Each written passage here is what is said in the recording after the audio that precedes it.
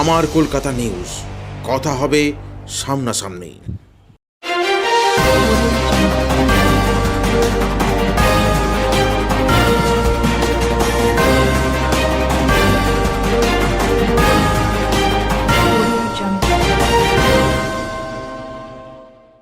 আজ হুগলি লোকসভা কেন্দ্রে অন্তর্গত সপ্তগ্রাম বিধানসভায় সেনেট বিশালক্ষী তলা মন্দিরে পূজা দিয়ে প্রচার অভিযান শুরু করল হুগলি তৃণমূল প্রার্থী রচনা বন্দ্যোপাধ্যায়।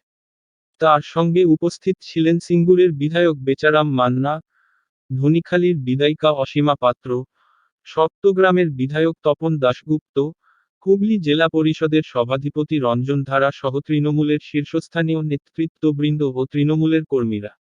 অভিনেত্রী তথা তৃণমূল প্রার্থীকে দেখার জন্য মানুষদের উৎসাহ চোখে পড়ার মতো ছিল। মায়ের কাছে পুজো দিয়ে প্রার্থনা জানিয়ে আগামী দিনে হুগলিবাসীর জন্য কাজের প্রয়াসে প্রতিজ্ঞাবদ্ধ হয়ে তার অভিযান শুরু করল।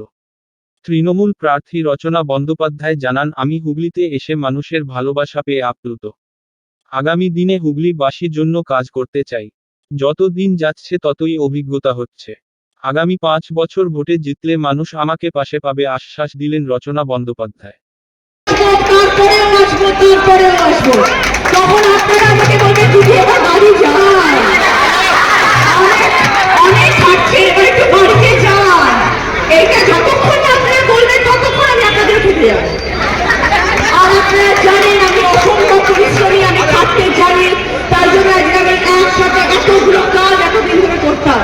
সবাই জানেন, আমাকে বলতে হবে না, যারা এখন মোবাইল চলেন। আর সেটা শুধু আনন্দের জায়গা নয়, সেটা একটা এমন জায়গা যেখান থেকে মানুষ শেখে প্রতিনিয়ত, প্রতিদিন।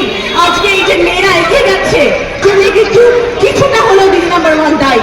কারণ দিদি নাম্বার 1 মঞ্চে আমি প্রতিদিন দিদিদেরকে বলে এসেছি, তোমাদের কাজ করতে হবে, তোমাদের জীবনে উন্নতি করতে হবে, তোমাদের জীবনে এগিয়ে যেতে হবে। আর সেই একই কথা দিদি বলে আছেন, পশ্চিমবাংলার মানুষের জন্য তোমাদের কাজ করতে হবে, তোমাদের পাশে আমি আছি, তোমরা এগিয়ে যাও।